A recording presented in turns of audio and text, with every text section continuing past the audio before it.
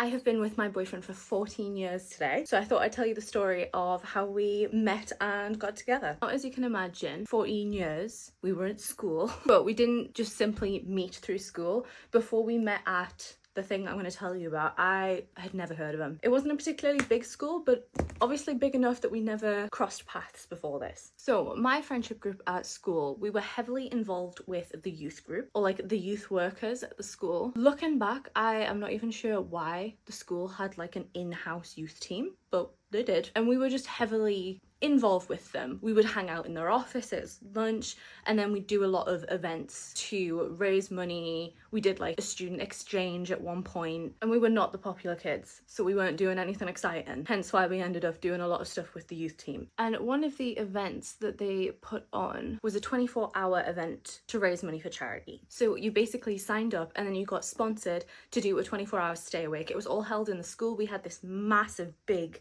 like barn thing at our school called the training shed, and we were in there for 24 hours. We got sponsored and we were meant to stay awake for 24 hours. Now, like I said, I didn't know Jack before this event, so I did have an ex I was obsessed with. Now, before I tell you the details of this next bit, I need everyone to remember how long ago this was. This was year 9, so I'm 13 at this point. I didn't know how to be a girl's girl. I also, it's high school or secondary school mentality, right? So this ex, we'd been on again, off again, and he was in a relationship with another girl, but she wasn't in our set. We were in the sets together, so we were talking a lot. We were always talking to each other, and I was pretty much still obsessed with him. Very much still wanted to be in a relationship with this boy. He wasn't doing the 24-hour event, but he did walk me to the 24-hour event, which this girl was also at. So I was picking up a vibe, right, as we were walking to this event, that something was gonna happen, because I was like,